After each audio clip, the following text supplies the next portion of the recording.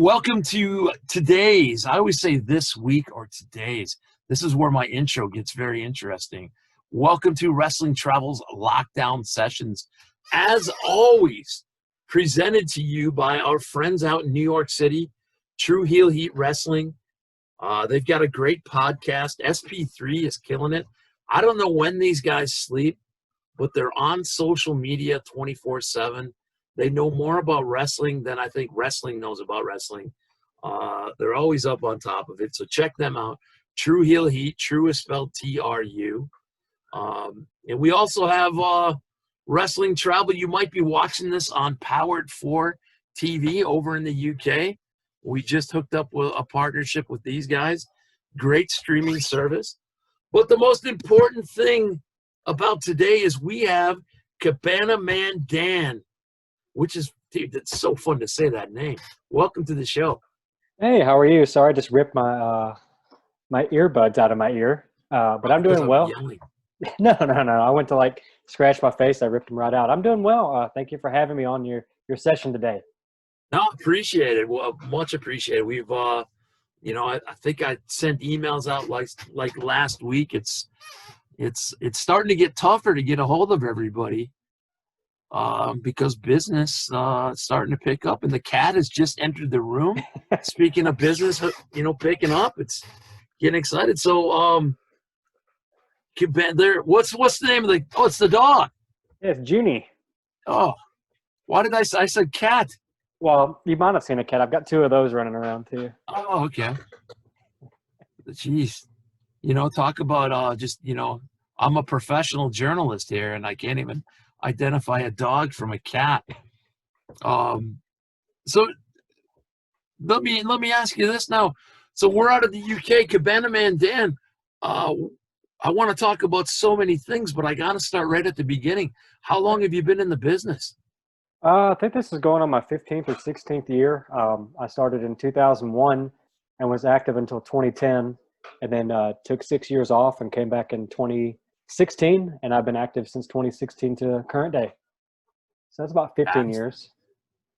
Yeah, that's great. So we kind of started 97, 2001. So you started right as soon as Vince bought WCW, you decided to jump in, it sounds like.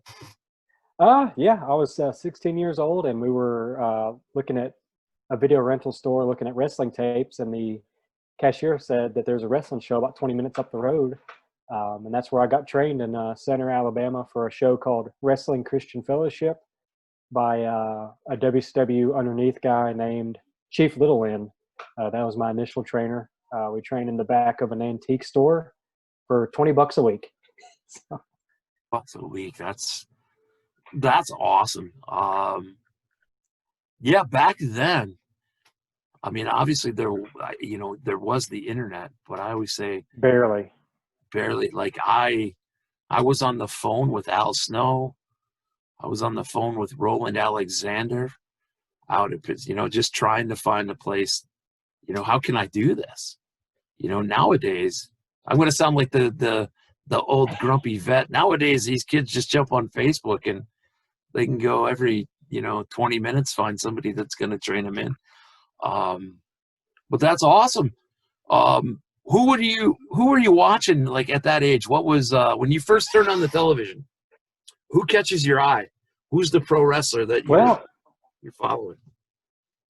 Well, let's see. So, been a lifelong fan. Started watching them in probably like 1990. But as far as like that time, 2001 is just kind of like the tail end of the Attitude Era. My favorites at that time were like Kurt Angle, Chris Jericho, Chris Benoit. And then I started following independent wrestling at that time too, because I found out about independent wrestling through the MTV True Life documentary series. And that's Rapid Fire Rory Fox, right? Yeah, Shark Boy. Shark Boy was a big one that made me get into indie wrestling because wasn't a huge muscled up guy. He had a great character. And appealed to kids. I just thought it was a great gimmick. And back in 2001, I was staying the summer in New Jersey and found a flyer saying that there was a Jersey J Cup tournament, which I think that was Jersey Championship Wrestling, which fast forward to today, I think it eventually turned into GCW, if I'm correct, or I'm not sure, but that's the first indie show I went to because Shark Boy was on the flyer. So I got to meet him, uh, Amazing Red, Mike Quackenbush, Julio De Niro, and that was when I was sold that I want to be a professional wrestler because these guys aren't big guys, but they're out here doing really cool stuff I've never seen before. That's awesome. So you literally are at a video rental store, Mm-hmm. and they say wrestling's down the. Then did you ask? You stick around after the show and go, "Hey, how do I do this?" Yep, exactly. Was exactly what we would look for, the person that was dressed the best, and he ended up being the ring announcer. And then he put us in talks with Chief Littlewin, and then we started training. I think the 5 of us, backyarders. So we decided to get trained. It looked fun. The rest is history. I guess so. Yeah. Now, when I trained up in Minneapolis, I want to see if you had the same thing. After that first time in the ring with a trainer, for me, it was you turn it, you go back home and you turn on Nitro or Raw, and you don't watch wrestling the same anymore. Did you have the same type of epiphany after a while? Yeah, because then you're watching for just more than the show. You know, you're seeing how they do things, why they're doing it. You're watching the referee. You're watching their feet. You know, Yeah. all that stuff.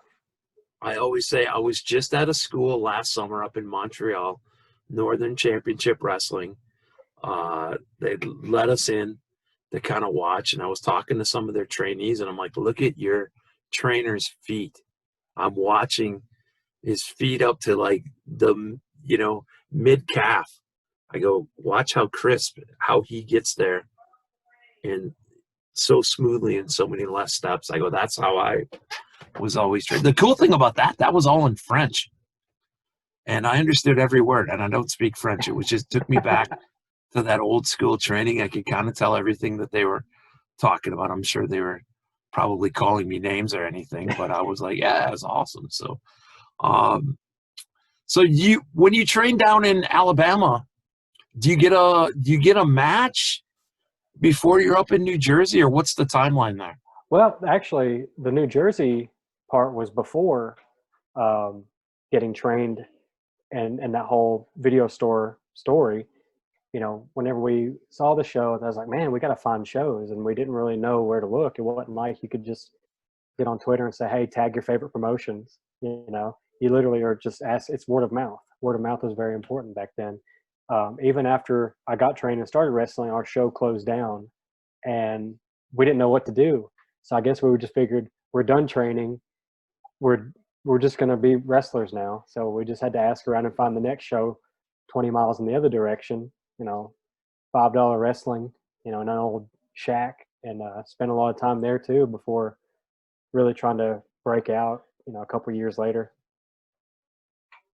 Fantastic. So you go on and you're wrestling, and that you said what 2010 you stopped for a while. Yeah.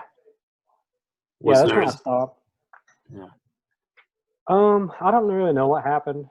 I was wrestling at another local Alabama show called Pro South against a good friend of mine, Christian Haim. We worked each other dozens of times, up and down everywhere. And then had that match in December 2010. Then a couple days later, I woke up with a stabbing pain right here in my neck. And then from elbow down went kind of like paralyzed or, you know, not working.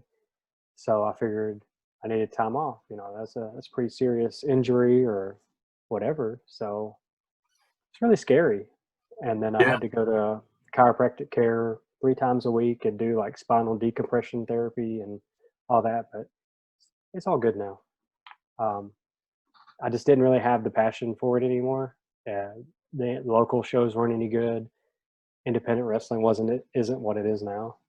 So, or what it was even 6 years ago or 4 years ago.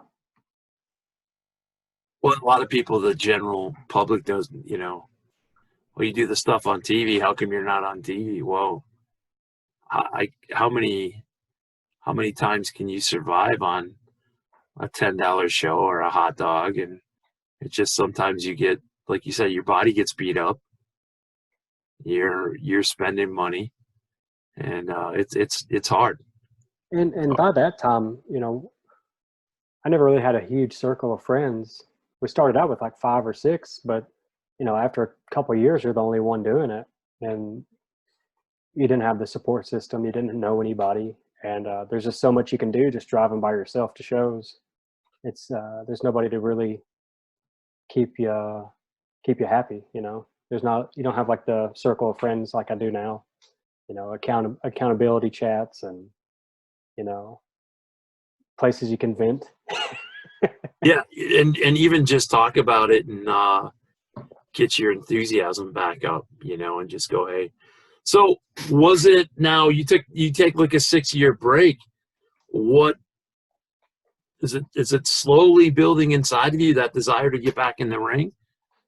I mean, there's always a curiosity of wanting to get back. It wasn't really until a show called New South started, and it was run by people I knew my whole career out of Alabama, and they're all people I consider good friends.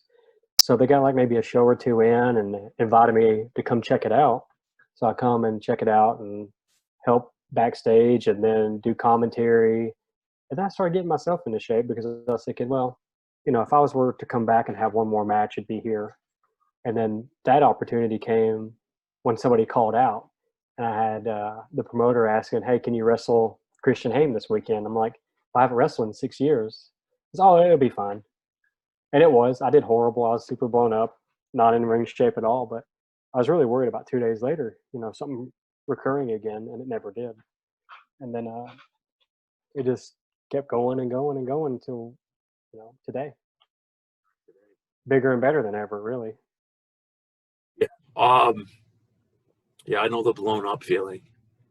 I stepped back in the ring in 2018 in December. I'm going to whip the guy from turnbuckle to turnbuckle. I'm going to follow him in with a clothesline. Now, I haven't been in the ring for years, but stupid me thinks it's like riding a bike. I trip over my own 2 feet. My quads are blown up. I'm going to follow him in with a clothesline. About mid-ring, I stumble and barely make it back to his waist with a clothesline. And I was like, oh, man. And that's been I know guys that still won't let that go on me. And I'm like, it's fun, but it's not something, people can say what they want about pro wrestling, but it's not, you might remember mentally and be like riding a bike, but physically, it's a freaking whole new ball game. Yeah, So I was even working out a lot back then, like running miles and on treadmills and stuff. But being in ring shape is different than being in shape. yeah, and you get the at least I did. I'd always get like the butterflies, right before. I'd always feel like on the way to the ring, I'm like, I gotta pee again. I just peed 17 times and everything. I don't know. And then you just go out there and try to. I had the years ago, probably early 2000s. One of the guys set the ring up in his backyard in Milwaukee, so it was all closed off. And for like 2 weeks, the ring was set up where we could go in there and just. So we had the opportunity to we had a tag team title match. Hey, let's just go over everything and just this match will be so crisp, so clean. So sun's beating down 80, 90 degrees and you're doing all right. And you get in front of a crowd of like 500 people. And I tagged in and within 30 seconds, I was like, it's just that anxious, Plus I probably had to pee and everything too. It's crazy. So you kind of get back into it now. You're able nowadays with independent wrestling, obviously making a decent comeback the last couple of years. You're able to stay busy wrestling. So what's that like? I mean, have you been able to keep your weekends booked up until obviously, let's throw 2020 out of the window here. Yeah, 2019 was my busiest year ever, really, just with all the travel. Like I wasn't wrestling every single weekend, but 3 weekends out of a month, 4 weekends out of a month, I was somewhere. I've had uh, like 4 shows in a week, 3 shows in a week, and it's like starting out in Middle Tennessee on a Friday, Crown Point, Indiana on a Saturday, Washington D.C. on a Sunday, and then just dropping back to Alabama, Sunday night, Monday morning. That was a lot of weekends, wrestling for all sorts of, independent wrestling promotions that are some of the favorite places like right now, like Black Label Pro, Beyond Wrestling, um, New South, Southern Underground Pro. It was the most promotions I probably had worked for in a year was 2019. And then 2020 happened. And now my list is like three or four. So did you have a pretty solid 2020 going before the world hit the brakes here? I think so. I had some proper Mania Week bookings with Pizza Party, Prime Time, Pro Wrestling, and then Black Label Pro was going to have something for me. I'm not really sure. But between WrestleMania getting canceled and a lot of other promotions being affected and the Speak Out movement, I've lost a lot of companies I work for. I managed to have a spot in the makeup collective with the Joey Janela Spring Break with the Clusterfuck Rumble, and if there's any show to be on that week, it'd be that one. So you're fairly close. I mean, Tampa Bay, we had a lot of things planned. Wrestling Travel, 200 people bringing over from the UK. So that was a pisser too. But when was your last, when they canceled everything, when the pandemic actually hit early March? So had you been in the ring February, March? Oh yeah. At that time I was wrestling regularly for New South in Alabama, Southern Underground Pro in Nashville, Tennessee, Primetime Pro Wrestling out of the DC area. I mean, and then Chikara. I was wrestling for them too, before everything stopped too. Pretty much a lot of places, Black Label Pro, AIW. So it was a lot of places. And then the last show I had for New South, it was our 2020 Haas tournament, and this was like right at the beginning of whenever we were starting to get worried about the pandemic. So had that been another week or 2 weeks later, it would have been canceled and not happen at all. My last show was March, the second weekend of March on Sunday in Nashville, afternoon show for Southern Underground Pro. And then after that show was over with, that's whenever Nashville closed bars and restaurants indefinitely. So that was like the last show that we had up until August. That was the last show I had. I had a taping in Chikara Memorial Day weekend, but besides like a live show, I didn't have one from March until August. So that was like 5 months. What did you, during that time, what did you do to stay? Did you stay employed with your other jobs? Were you able to work out, or what did you? Sorry, my dog's eating something. Dogs eat. That's fine. We're live. Actually, on March 27th, I got a email to join a very similar Zoom call like we're having. Okay. It was me, some management, and about 8 other salespeople. We were all terminated via a Skype interview. I was working in the food distribution industry as a salesperson for a territory in Northeast Alabama. I've been doing that for about 2.5, 3 years, growing the territory, building customers and portfolios. And then when all the restaurants were closed and forced to shut down, that cut our business off 80%, and they had to cut a lot of people. So, do you have a home gym or anything? I know you couldn't go to gyms. You couldn't do anything. No. At that time, my Planet Fitness was closed. I got some stuff to work out at home, but I don't like working out at home very much. There's just too much going on. But at that time, I was doing a lot of outside projects, a lot of DIY projects. I started raising chickens and ducks, Oh, gardening, fixing stuff up around the house. So that's what we did until, and we're still doing it today because I'm still not employed full time. Uh, I'm a professional wrestler only. yeah, So and that's tough. Yeah, there's nothing. I'm working just with. I lost mine, so luckily I'm working with Wrestling Travel, but trying to find something.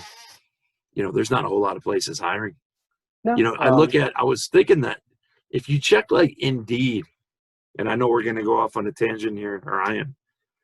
Do you remember when I used to check like the jobs and they'd have these work from home? mhm. You would just, that's a scam, that's a scam, that's a scam. Now I'm like, oh crap, those are the only ones that are really available, you know? Yeah, yeah. I looked into some of that too. I mean, I do gig work, grocery delivery, and Instacart, DoorDash, that kind of stuff. I was doing that on the road for wrestling, anyways, because some of these road trips I was taking solo, I'd stop in big towns and DoorDash, make 40, $50 an hour, do that for about 4 hours, and then I've made my gas and I've paid my car rental, and That's whatever I get awesome. paid for the show is just that buys my groceries, pays my bills. That's smart. That's really smart. So now you kind of get back, everything kind of gets back to normal in August. I know, not normal, but we start having shows. Right. I was lucky enough to attend up here in Chicago area, Warrior Wrestling Yeah. on August 7th. Had 500 people, socially distanced, ran a really, really good show. And that was kind of the beginning of kind of the comeback with everybody. They ran 3 more shows after that. So did you start to pick up a little bit in August here and there? I don't know how it was down south. Yeah. Yeah. We picked back up. Actually, I think New South started back in July. I missed the first two coming back in. I wasn't really ready for it yet, ready to come Yeah, back to it yet. The athletic commission was actually starting to do something which they've stopped since, but they were having their requirements, negative tests within 3 days of the event.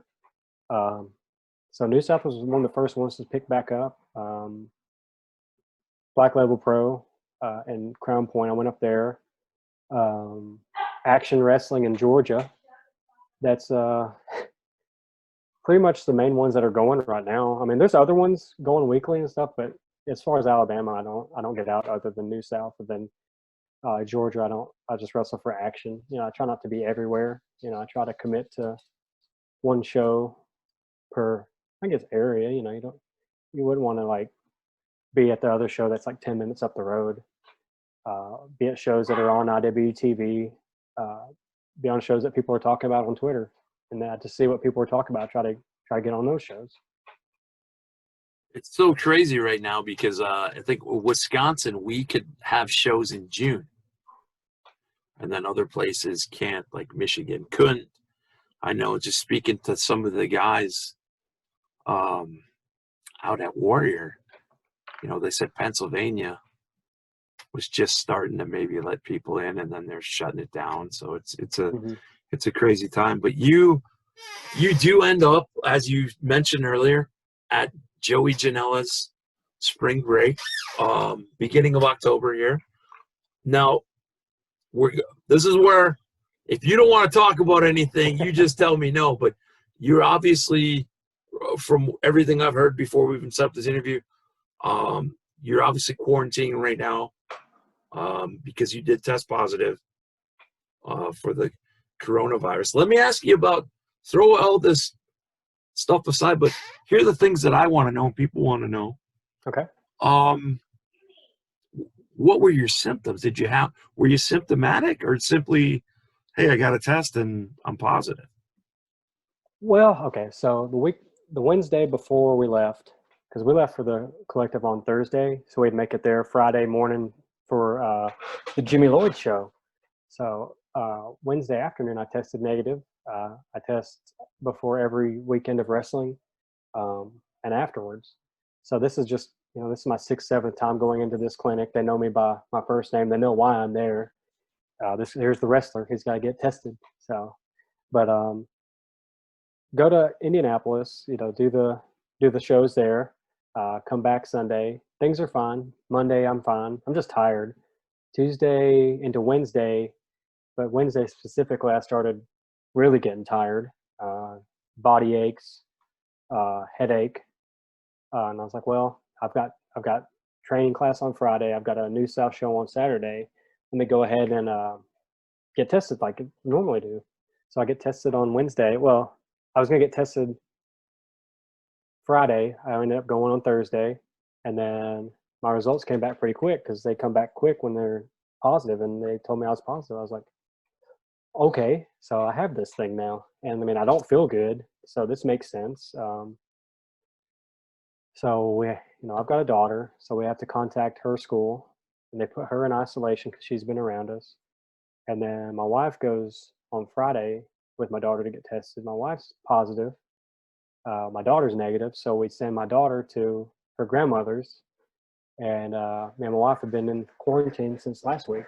And then my daughter had another test. It came back negative too. So we were just wanting to be sure that we didn't get like a false negative. So, did you have any of the, and I'm just going off the news, did you have any of that loss of taste or stuff like that? Yes, that came later. That came more like this week. For a couple of days, it was just I never like fully lost it, but I definitely could tell that the sensation of taste is very dull. It's come back a little bit, but it's not 100% yet. So there's some stuff, if I drink like a Pepsi or something, it just tastes like a LaCroix. It just tastes Yeah. like nothing. But my wife definitely has a little bit more stronger symptoms, or they've hit her for a little bit longer than me. With So cough. what day? Oh, sorry. What Oh, day go is ahead. today? Quarantine? What? No. Set day 7. Oh, so this is the halfway mark, day. huh? Yeah. So after 10 days, if a lot of our symptoms go away, our daughter gets to come back home. So I think she'll be home like Monday. So that's been tough. That's been the hardest part. Really, is just only seeing her on FaceTime. Putting Legos together, trying to help her get through virtual school because she had just started school back the week before. And then now she's back out again. But so are a lot of other kids. Yeah.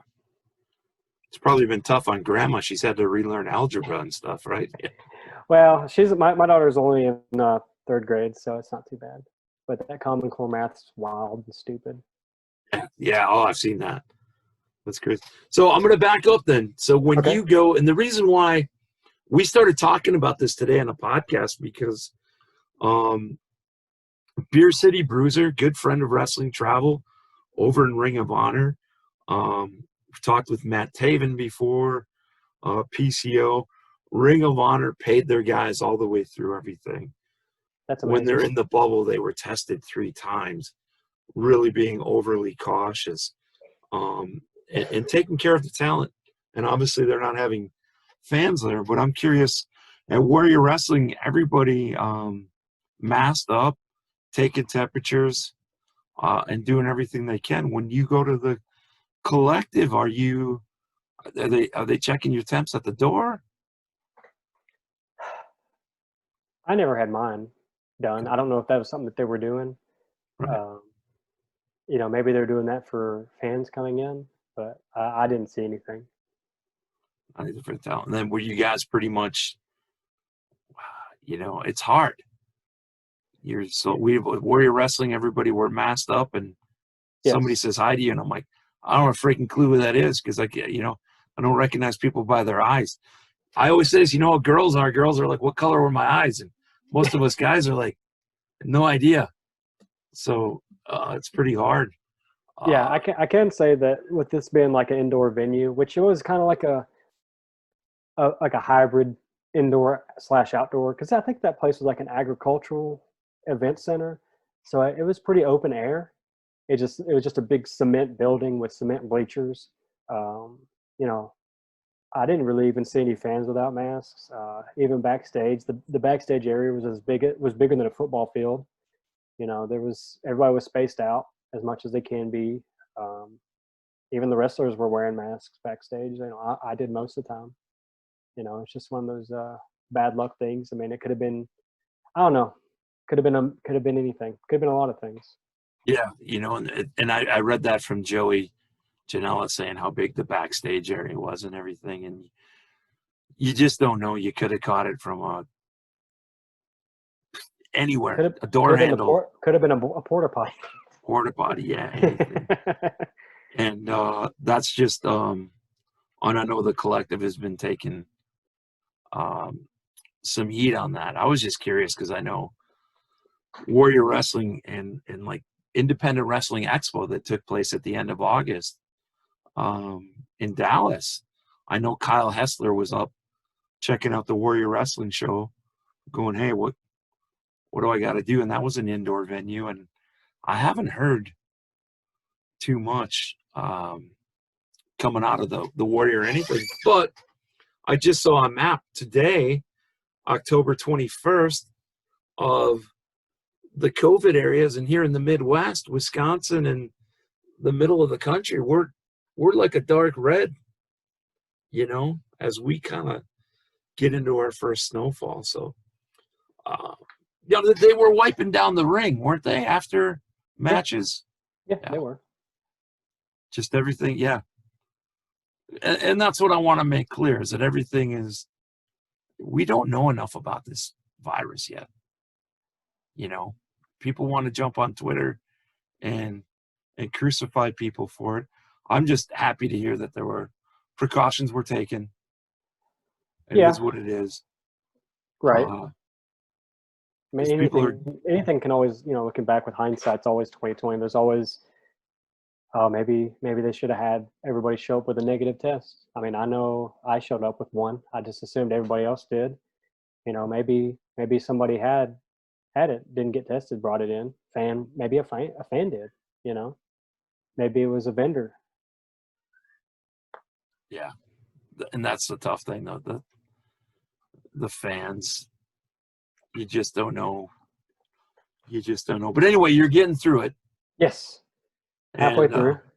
Feeling pretty okay today. I've slept so much. I've never slept so much in my life, like I have the past 7 days. Even, you know, taking nighttime, like NyQuil, sleeping 10, 12 hours. I get up and just go back to the couch and turn on Netflix and fall back asleep again. But I mean, you know, that's what I read on how to get better is a lot of hydration and sleeping, a lot of rest. one of those things where you can't even get through your favorite show on Netflix, probably, right? Yeah. I had pneumonia one time, and it was a bitch, like 2013. And that hydrate and sleep, and my chest felt like it was going to blow up. And of course, I was drinking so much water that I wanted to just sleep in the bathroom because my lungs were so congested. To walk was a pain. Oh So I man, feel yeah. you. Yeah, I Um, had pneumonia back in 2017. Both my wife and I both had it at the same time. We were like useless. I was out in Pennsylvania. I called home and said, "Hey, if I don't make it," like I was so miserable that's the sad part when you get so miserable that you're like, "Hey, whatever happens from here happens." You know, that's what was scary for me. What now, Chikara? I I know everybody had the chance to talk about the speaking out movement. Um, and it's a terrible. I'm glad it came to light. My big thing on the speaking out movement is back in the day, we used to have a saying, protect the business. And it meant we need to kind of protect what we do from everybody else on the outside.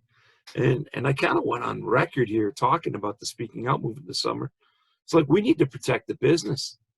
Um, a lot of I know up here, I know you guys got commissions down there, but I could buy a ring tomorrow and call myself a promoter, run shows, do whatever I want, tell people I'm a trainer, train them in instead of paying $5,000 like I did back in the day. I could, hey, kid, I can train you for $400. Or And 20 bucks I a always week. say, we need to protect the business from people like that. Because I think about how many people that probably, not learning the. I'll give you this. I trained over in Minneapolis with Eddie Sharkey. I went to a promotion in southern Wisconsin that I live close to, and hey, I'll work with these guys. And I got in the ring, and a guy locked up with me right-handed like 3 times in a row, but punched me in the face. I'm like, what the hell's going on here? The guy running the promotion, I go, hey, what the frick is going on? Oh, we teach people both ways. That way, if somebody makes a mistake, I go, and I was 19. That's the dumbest shit I ever heard in my life. I go, that's how you make mistakes. So that's why I say protect the business from stuff like that. And I think, I still hear that speaking out movement gets a little loud and then it calms down. But I think as long as there are good guys like yourself, myself, different organizations that are, not everybody's guilty, not every promotion is guilty, but I think that we keep an eye and protect that business for everybody I else, and agree. even the fans. And stop turning the other cheek on some stuff that shouldn't be going on. I can't remember. I think the more I go into 2020, the more my brain is just mush. But something got brought up the other day that I was like, really? We haven't, another speaking out thing. I was like, why is this still? Oh, was that collective related to? Oh, yeah, it was. Yeah. Totally was, yeah. So it was just, why are we still? And I know, what the bad thing is it's like watching the news. I turn I on get one channel, desensitized to it. the coronavirus is terrible. I turn the next channel, go out and go to restaurants. And then you see people on Twitter. So I see a speaking out against, well, so-and-so said this guy did this. 10 people say he didn't. 11 people say he did. 9 people were in Bangladesh, not anywhere near Indianapolis, and are calling people guilty. I mean, it just sucks. Yeah, it just makes it better if you just show up, do your job, and go home. Right. Be a professional. And, well, let me ask you this: some of the things yeah. that fans always want to know. We're gonna go. We started the interview here. We went and talked about the things and everything. And I want to say, man, we here at Wrestling Travel, myself too. You're halfway through the quarantine. We wish nothing but you're getting better every day, you and the family. Well, let me ask you this: now, who are some of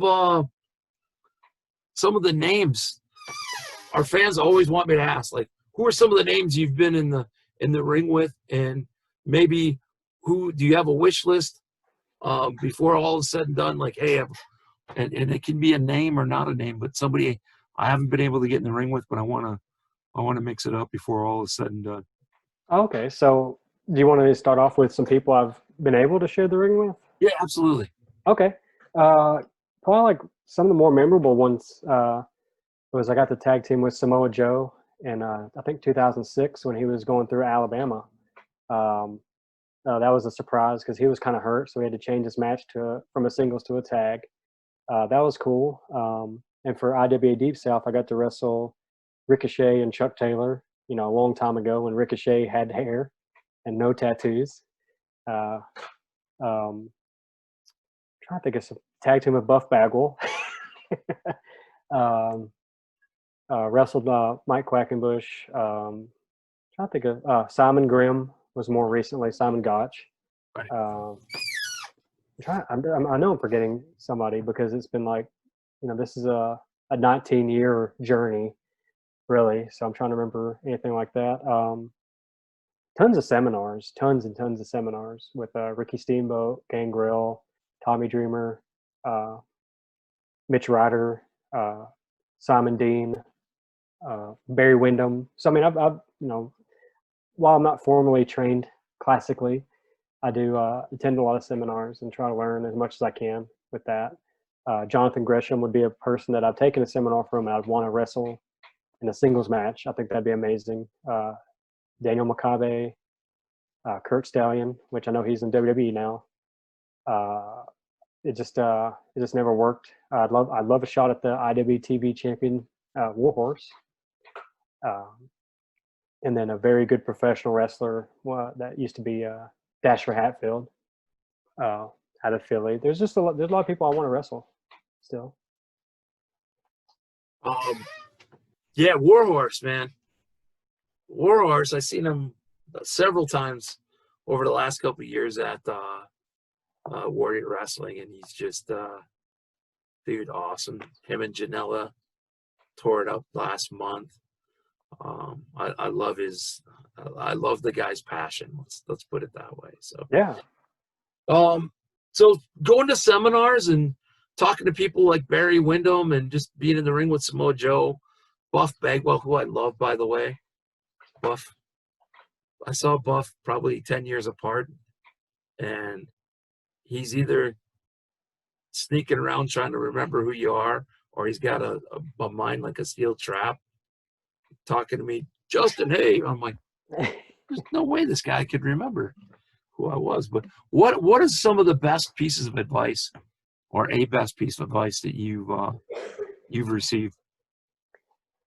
Well, let's see. Probably, I remember Samoa Joe was talking to us, and he's like, before you hit a move, before you hit a strike, you got to explode with it a little bit more. And he'd tell us people to watch, like Eddie Guerrero, Chris Benoit, and himself.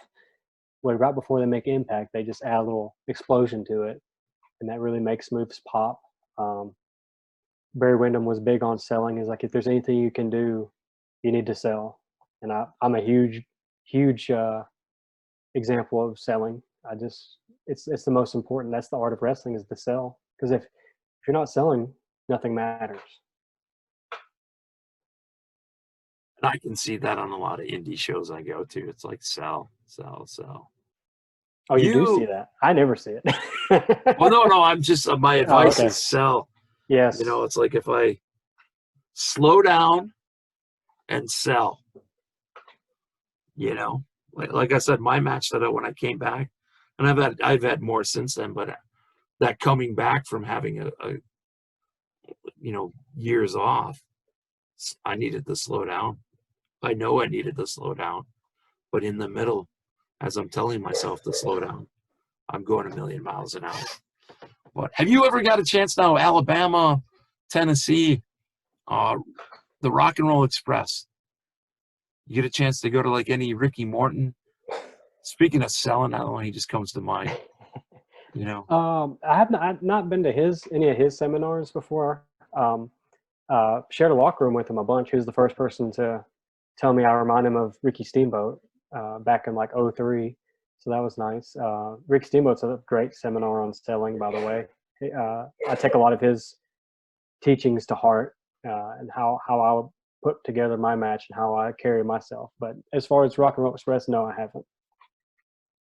I don't even know if I'm sure they do them down the line, but I'm sure Ricky Morton. I mean, they both have their own schools, so I'm sure they would do seminars. Who is growing up in Alabama? Give me a name of somebody that the general public might not know, but like I feel like Alabama, Tennessee, those areas, and I could be wrong. This could be a stereotype, and I could be banned from YouTube forever. But I feel like Alabama's got to have some hidden legends down there that, they weren't on TV, but they're big in the area. Who would be a couple Alabama? There's a guy. He's 70 something now. Action Mike Jackson, and he's still wrestling to this day. So he was a big guy in like he had a lot of matches in the NWA, Continental, Mid-South Wrestling. Action Mike Jackson would be one of them. Bob Armstrong was big, oh gosh, the Armstrong family in general, Brad, Scott, Steve. I was on lots of shows with them coming up. They were still drawing a crowd in like the 2000s. That's probably the main one. Maybe Bill Dundee. I think it's more of Memphis, Tennessee. That's awesome. Yeah, I just love that. I love going back and watching. I'm much older than you are, so I love going back. I'm an AWA guy from up here, but I love just hitting YouTube. I wish if I Yeah, would have had YouTube as a kid, I'd be like 600 pounds. I'd have never left the house watching all the classic wrestling I can. yeah, So yeah. I'd watch Mid South. I watch Continental, um, Chattanooga wrestling, that kind of stuff. It stands up today. I go does. back and watch a lot of Brad Armstrong. He's I one of my love the goats. I always talk about like the lost moves of pro wrestling, Okay. because I'm like, I want to see, and I got to see Kylie Ray. I forget who she was wrestling, Warrior Wrestling, but she pulled up a Russian leg sweep, side Russian leg sweep, which I was like, Sure. sweet, because I've talked about it forever. The other one is, I always say I never see it, and everybody always tells me they do, but I don't see an atomic drop that many times. But every time I bring it up, people are like, I see it all the time on the indies. I don't see it that often. I do a move similar where instead of dropping them on my knee, I just drop them on their butt right on the mat, and then I'll hop over them and drop kick them. But as far as like lost moves, that was like um, a recent match I had on Action Clash against Jade Newman. He went for a hip toss. I countered it with an abdominal stretch, That was my and I other was like, one, yeah. I love the abdominal stretch because once you really cinch that in, that hurts. That's a pain. That's a painful submission. Um, O'Shea Edwards had me in the trapezius claw, Oh, and Twitter was just going head over heels that a guy like O'Shea and Cabana Man Dan can make a trapezius hold look dangerous. It's just it's because the guy's like 270 pounds. All his weight's on my trapezius. That people can relate to that. 100%. One of the coolest matches at Warrior, their middle show of their stadium series, in the middle of the show, it was a cloudburst and it rained for probably 5 minutes. Next match up, Alex, Shelly, and TJP. And I'm going, oh, this is going to be, high flying, this and that. And dude, I'm such a fan of Alex Shelley's work because he can do anything. But they had a surfboard into a pinning combination there, which was awesome. I just want I to don't see enough bulldogs. bulldog. Yes, you don't see that anymore. No. And then the one thing I was saying about the atomic drop is I said, hey, I love the way Honky Tonk Man sold that. And I forgot who I was talking to. And I'm like, forget Honky Tonk, Rick Rude. And I was you gonna can say immediately. there's a whole Twitter dedicated to Rick Rude taking atomic drops. Was it really? Jeez. Yeah. It's just gifs of him getting dropped on his ass. I'm always a day late and a dollar short on good ideas. I just feel I got to check that out. I check out the Mongo McMichael one. Yeah. Much Yeah. like That one's a good one. That had a good one today. It was Hugh Morris giving Scott Steiner a sit down pile driver, and Steiner's head just mushes on the mat. Didn't weren't they, speaking of bulldogs, weren't the Steiner brothers giving a bulldog off like the second rope or whatever one time on Nitro to Buff Bagwell? Yeah, broke his nose. Yeah, and he just so. I want to be respectful of your time and not just your time. Everybody's watching this, so I'm going to go into my final question, Okay. which is the most important question that I have. So everybody watching this around the world, how can they follow around? Drop your social medias. If you got any place where there's merch, how can we find you? How can we support you? Drop everything right now so we got a good chance to keep up with Cabana Man Dan. Okay. The easiest one is Twitter. That's at Cabana Man Dan. On Instagram, it's at cabana.man.dan. If you want to check out my Pro Wrestling Tees store, it's prowrestlingtees.com/cabanamandan. If you sign up for IWTV and you haven't done that before, you can use the promo code CabanaMan for a 5-day free trial. I do get a kickback on that as well. Subscribe to me on twitch.tv/CabanaManDan. I started playing video games on there. I think I'm going to do some wrestling watch along too coming up. And then Tuesday nights on IWTV, check out New South's Action Clash. It's a weekly 1-hour episodic content every Tuesday night. It's at 7 Central, 8 Eastern on IWTV. We just do hourly wrestling. It's good stuff.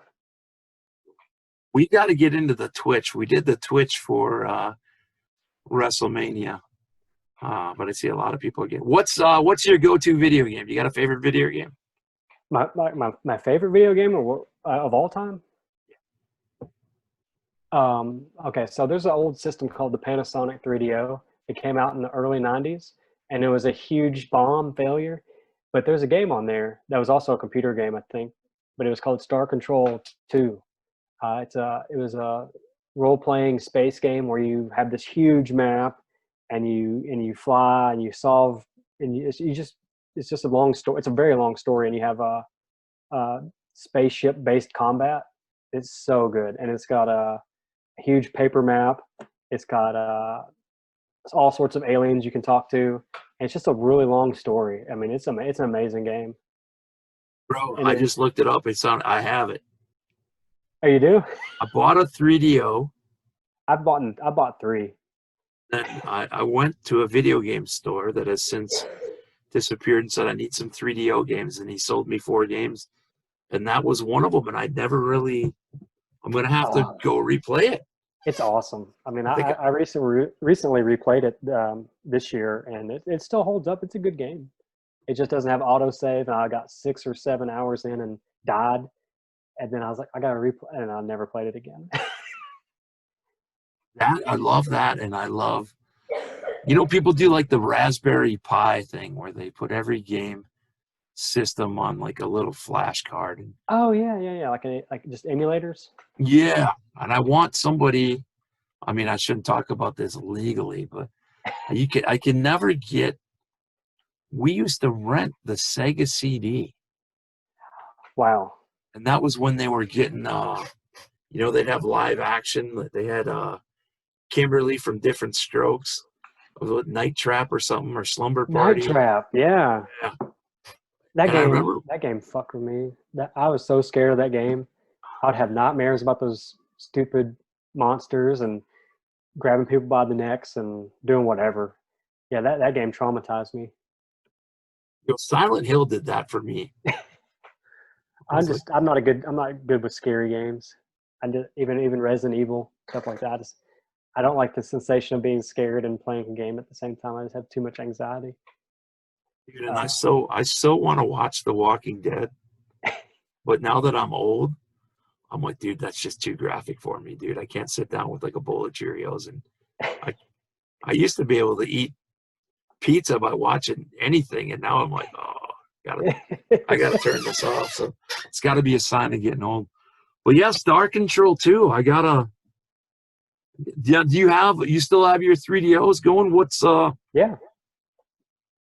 How about so is that your favorite system of all time? If you had to pick one, classic. It's my guilty pleasure system of all time, because it's like, oh, look at me. My favorite game is on a 3DO. I'm a hipster, I guess. But no, I like Mega Man 2. It's probably my number 2 game on a NES. That was the first game I ever bought with my own birthday money. So that's another good one. And right now I'm playing, as far as like current games, I'm playing Among Us, because that's just an easy pickup on your phone game, and it's free, and anybody can hop in and play, and it's just pretty much lying the game. How about pro wrestling on Nintendo NES? I remember playing it. Yeah. I remember all those old games. I bet you they probably don't age well. But probably the wrestling game I played the most was either WrestleMania 2000 or the WCW NWO Revenge. Those 2 were big games for me, because during that time we were backyard wrestling, so we'd backyard wrestle. Whenever we're done with that, we just play video games the rest of the day. We just take turns over and over again. Just think, if you could be in quarantine without having to sleep 12 hours a day, how much extra video game you could get in. Right? I would have loved this if I was a kid. I started collecting maybe 5-6 years ago again. I just said, hey, I'll admit this, full disclosure. I bought a PS4. Had a job where I worked in the summer. And I said, I'm buying this right now I'm going to open this up in September and just play the shit out of Madden. I opened that thing up. This is also when I realized I'm old. I had to YouTube how to turn it on. And then I had the best Wi-Fi ever, and it took an hour to download the game. And I said, I got to go back to the basics, 2 buttons. Yeah. But I've been having fun with the classic games, man. Really, there's a lot I missed out on. Right. A lot of these titles that I'm like, I thought I knew everything about Nintendo and Super Nintendo and 64 and Sega Genesis. It's got to have like 2,000 titles out for it. So. Oh yeah. But anyway, not that we turn this into the video game. So catch Cabana Man Dan on Twitch. Playing game. Can you play classic games on Twitch? I suppose if you have the right setup, you could. Yeah. If you can figure it out, yeah, you could. I just now figured out how to get my laptop to stream whatever game I'm playing. So I'm sure I'd like to stream some old games one day. Dude, I think I would sign up to watch you play the Star Control 2, just so I could figure it out. If I could figure out how to do it, I'd love to do that. For sure. Some tech genius is going to Twitter DM you. I could feel it, or me, and just go, hey, we got everything here figured out. So, hey, we wish you the best of luck in the recovery process. You look like you're well on the way. And in the future, thanks for joining Wrestling Travel here. Thanks for having me. Yeah, no problem. Anytime. We can always follow up in a second because, with a year that's over almost 2 decades now, there's a lot to talk about. Well, that's the thing. I always like to do a second one because we get out of the way. I started training then, all the easy questions, and now we can start shooting the breeze. So yeah, let's do a part 2. It'll be fun. Anytime, Justin. Awesome. All right. Thank you, sir.